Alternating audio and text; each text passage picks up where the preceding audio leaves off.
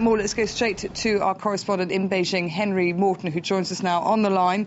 Henry, then, from what you're hearing, what's the latest now this Wednesday morning? Well, after yesterday's trouble, the Chinese authorities now seem to be taking absolutely no chances at all. Thousands of extra troops and security personnel being brought into Xinjiang's capital, Urumqi, overnight.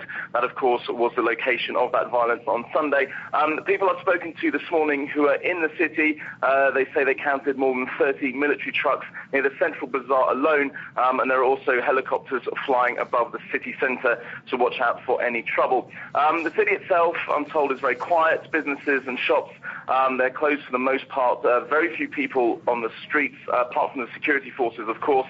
However, the situation does remain extremely tense. Authorities also seem to be doing a very good job of controlling communications in the province in an attempt to prevent any coordinated unrest. Internet access apparently extremely limited, and making or receiving mobile phone calls also extremely difficult right now, as it has been for the past couple of days. Now, Henry, the situation there is so tense, President Hu Jintao has actually cancelled his trip, his scheduled attendance to the G8 summit to fly back and deal with this. Yes, a very major development and a sign of just how serious the problem is. It's almost unheard of for a Chinese leader to cut short an international engagement to handle a problem of domestic civil unrest.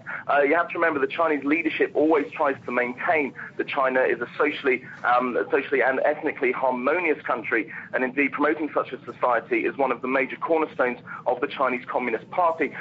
That Beijing also looking to contain the problem and see that it doesn't spread to other regions of potential unrest. Tibet, for example, any further violence would be a major embarrassment for the government. It's preparing, of course, for the 60th anniversary of communist rule in October, where it wants to showcase the country's achievements, its progress, and also its stability.